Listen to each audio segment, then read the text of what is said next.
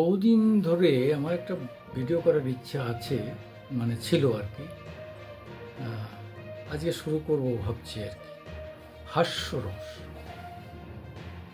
আমাদের সবাই জানেন যে হাসি যদি মনে থাকে, অর্থাৎ প্রফুল্লতা থাকে, মানুষ যদি হাসতে পারে তাহলে তার দুঃখ, জ্বালা, যন্ত্রণা, দুশ্চিন্তা অনেক চলে যায়। আবার শরীরের পক্ষেও সেটা স্বাস্থ্যকর, মনের পক্ষে তো স্বাস্থ্যকর বটে।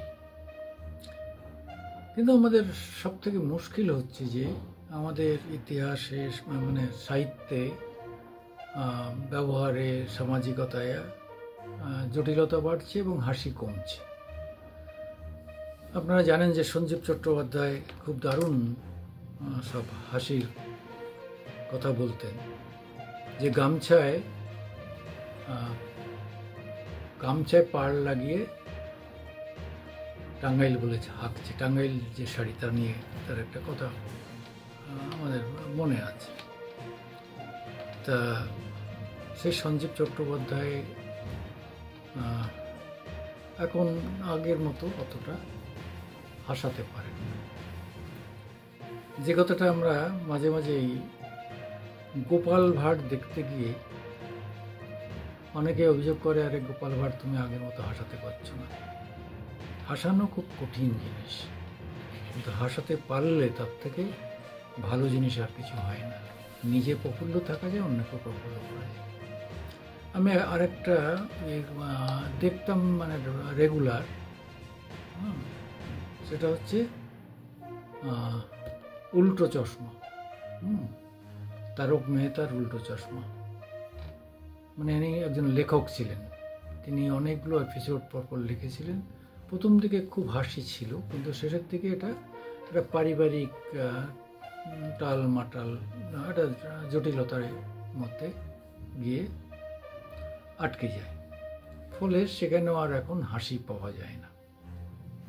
তা হাসি নিয়ে আমাদের নতুন সে ধরনের লেখকও দেখছি না যে তারা হাসির ইয়ে করতে পারে।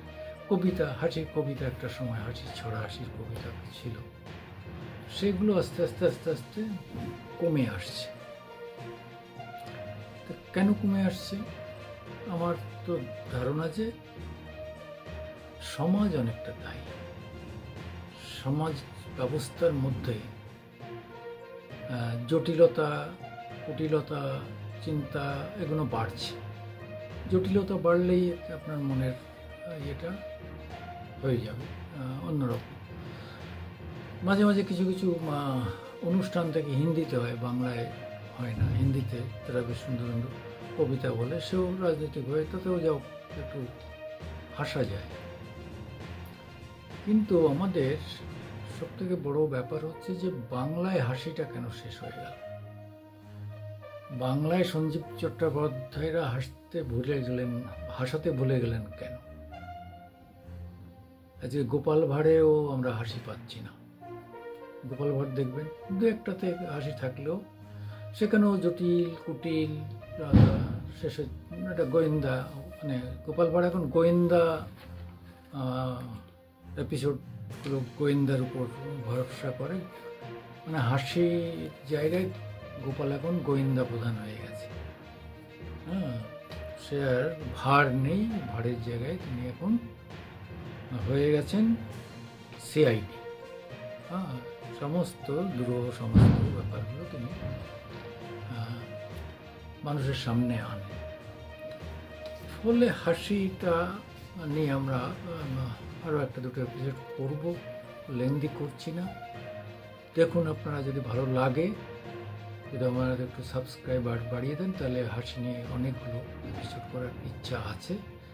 এবং হাসির কবিতা টবিতা মাঝে মধ্যে লিখি, চেষ্টা করব যে হাসির কবিতার দিকে আর একটু বেশি ঝুঁকতে, বা হাসির লেখার দিকেও ঝুঁকতে। যেহেতু আমি পেপারও চালাই, ইউটিউব চালাই, ফেসবুক চালাই, সব জায়গায় আমার প্রচুর কন্টেন্টের দরকার হয়, বিভিন্ন ধরনের কন্টেন্ট দরকার হয়। আপনারা আমাদের সঙ্গে থাকবেন, আমাদের একটু সাবস্ক্রাইব করে আমাদের একটু সাপোর্ট দেবেন।